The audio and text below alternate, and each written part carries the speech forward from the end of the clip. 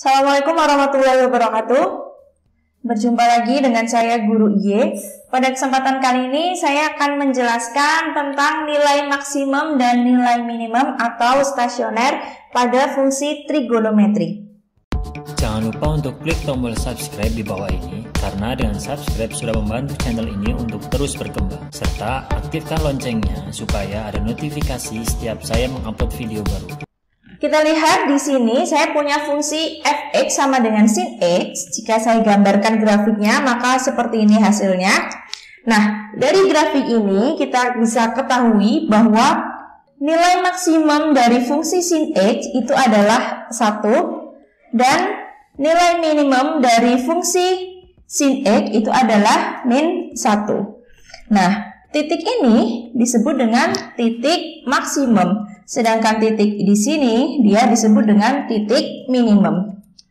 Sebelum kita bahas mengenai nilai maksimum dan nilai minimum fungsi trigonometri yang lain, kita ingat kembali konsep dari aplikasi turunan fungsi untuk mencari nilai maksimum dan nilai minimum. Misalkan di sini saya punya fungsi f. Nah, fungsi f dia harus bernilai real dan kontinu. Serta dia harus mempunyai turunan pertama dan turunan kedua pada interval tertentu. Maka nanti ketika f aksen x dia bernilai sama dengan 0, maka titik x1, fx1 dia disebut dengan titik stasioner. Nah, ada 3 macam titik stasioner. Yang pertama, jika f double aksen x dia bernilai lebih dari 0, maka titik x1, fx1 dia disebut dengan titik minimum. Nah, jadi di sini kalau dia lebih dari 0 maka dia titik minimum. Kemudian yang kedua, jika f double aksen x kurang dari 0, maka titik x1, fx1 dia disebut dengan titik maksimum. Nah, kebalikannya jika ini kurang dari 0 atau f double aksennya itu bernilai kurang dari 0, maka dia merupakan titik maksimum. Dan titik stasioner yang ketiga, jika f double aksen x bernilai sama dengan 0, maka titik x1, fx1 ini disebut dengan titik belok. Nah, apa bedanya titik maksimum minimum dengan titik belok ya? Kalau titik minimum itu dia turun terus naik. Nah, berarti titik minimumnya di sini. Kemudian kalau titik maksimum dia naik terus turun. Ini titik maksimumnya. Sedangkan titik belok dia naik lagi. Nah, berarti dia titik beloknya di sini. Atau dia turun lagi. Itulah bedanya titik maksimum minimum dengan titik belok. Nah, itulah yang perlu kita ingat untuk menentukan titik maksimum atau titik minimum dari suatu fungsi trigonometri. Nah, langkah-langkahnya yang pertama, menentukan turunan pertama atau f aksen x. Kemudian yang kedua, mencari titik stasioner. Berarti f aksen x sama dengan 0. Dan yang ketiga, menentukan jenis stasionernya, ya. Apakah dia titik maksimum atau dia titik minimum. Nah, jadi itulah langkah-langkahnya. Setelah ini kita akan bahas contoh soalnya. Di sini saya punya contoh, tentukan stasioner dan jenis stasionernya. Yang pertama fx sama dengan sin 2x dan yang kedua fx sama dengan 2 cos 3x. Nah, kita harus menentukan intervalnya juga ya. Misalkan di sini yang dicari itu pada interval 0 derajat sampai dengan 180 derajat. Dan yang kedua, ini pada interval 0 derajat sampai dengan 90 derajat. Nah, berdasarkan langkah-langkah tadi, berarti yang pertama kita harus menentukan turunan pertamanya dulu. F aksen X atau turunan pertama dari sin 2x itu adalah 2 cos 2x. Kemudian kalau sudah, kita cari stasionernya. Nah, stasioner tadi rumusnya adalah F aksen X sama dengan 0. Berarti kita masukkan F aksennya itu adalah 2 cos 2x sama dengan 0. Nah, berarti ini sama dengan cos 2x sama dengan 0. Kita selesaikan menggunakan persamaan trigonometri ya. Cos 2x 0 itu adalah cos dari 90 derajat. Nah, berarti nanti di sini 2x sama dengan 90 derajat plus k kali 360 derajat. X-nya 45 derajat plus k kali 180 derajat. Berarti kita peroleh X yang pertama adalah 45 derajat. Jika kita masukkan K-nya sama dengan 0. Tapi kalau K-nya sama dengan 1 sudah melebihi intervalnya ya. Di sini hanya sampai 180 derajat. Nah, ini rumus yang pertama. Rumus yang kedua, 2X sama dengan min 90 derajat plus K kali 360 derajat. Berarti X-nya min 45 derajat plus K kali 180 derajat. Kalau kita masukkan K-nya 0 berarti tidak memenuhi.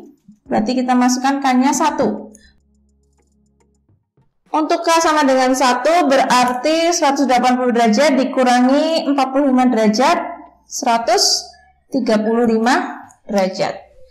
Nah, untuk K sama dengan 2 jelas sudah tidak memenuhi. Berarti di sini kita peroleh X-nya itu 45 derajat dan 135 derajat. Nah, karena di sini yang ditanyakan titik stasioner, berarti ini baru diperoleh X-nya ya. Kita cari pasangan dari X atau Y-nya. Berarti kalau X-nya 45 derajat, Y-nya itu berarti F X1, ya kan? Atau F45 derajat. Berarti sama saja dengan sin 2 kali 45 derajat atau sin 90 derajat. Itu nilainya adalah 1. Kemudian untuk X yang kedua berarti F X2 atau sama saja dengan F 135 derajat. Berarti sin dari 2 kali 135 derajat 270, sin dari 270 derajat adalah min 1. Nah, jadi kalau ditanya titik stasionernya itu yang pertama adalah 45 derajat, 1 dan 135 derajat, min 1. Ini adalah titik stasionernya. Nah, yang kedua dia ditanyakan jenisnya. Jadi ini mana yang maksimum, mana yang minimum. Walaupun sebenarnya kita sudah tahu ya maksimum itu pasti yang 1, minimum yang min 1. Cuma nanti misalkan di soal yang lain tidak seperti ini. Berarti untuk mencari jenisnya, jenis stasioner kita gunakan F double aksen atau turunan kedua. Tadi turunan pertamanya 2 cos 2x ya, berarti turunan keduanya 4 sin 2x.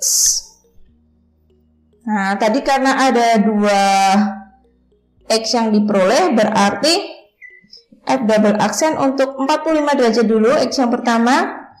Berarti min 4 kali sin 2 kali 45 derajat. Sin 90 ya, 1.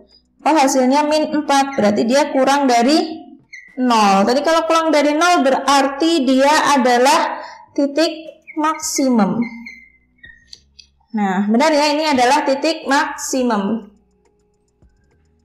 Nah, sedangkan yang 135 derajat berarti F double aksen 135 derajat min 4 kalikan sin 2 kali 135 berarti 270. Sin 270 adalah min 1. Berarti min 4 kali min 1 4. Nah, 4 itu lebih dari 0, berarti ini benar yang titik minimum. Ya, ini yang titik minimum. Nah, jadi caranya seperti itu ya.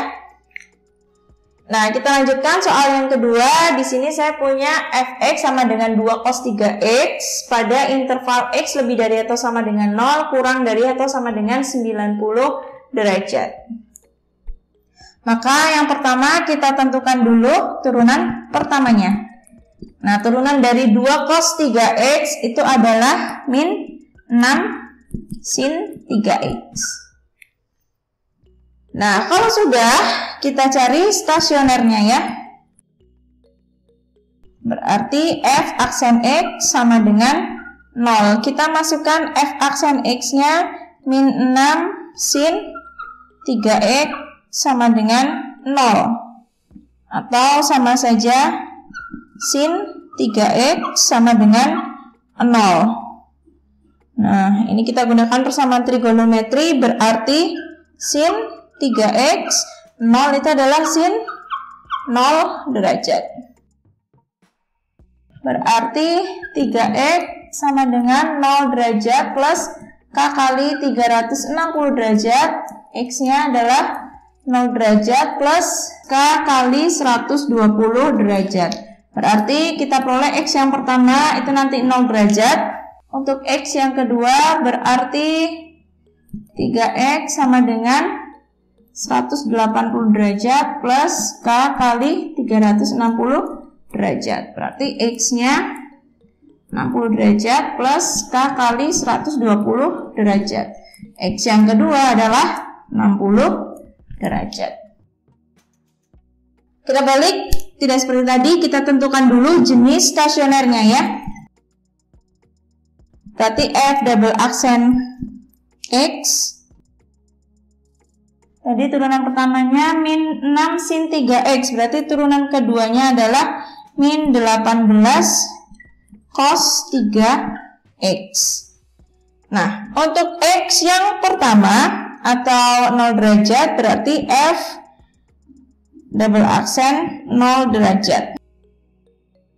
Berarti cos 0 derajat ya, itu adalah 1, berarti min 18. Min 18 kurang dari 0, berarti ini nanti merupakan titik maksimum. Kemudian yang kedua, F double aksen 60 derajat. Berarti cos 180 derajat itu adalah min 1. Berarti min 18 kalikan min 1 atau plus 18 hasilnya. Nah, plus 18 dia lebih dari 0, berarti ini merupakan titik minimum. Nah, untuk titik stasionernya itu sendiri berarti kita tinggal mencari pasangannya ya. Fx1. F-nya tadi 2 cos 3x. Berarti 2 cos 0. 2 kali 1. Cos 0 1 ya. Ini 2. Kemudian untuk X yang kedua, Fx2. Berarti cos 180 derajat min 1 ya. 2 kali min 1. Min 2. Nah, jadi titik stasionernya itu ada di 0 derajat, 2 dan 60 derajat, min 2. Nah, sampai dengan ini silakan dipahami, semoga bermanfaat. Kita berjumpa lagi pada video selanjutnya. Wassalamualaikum warahmatullahi wabarakatuh.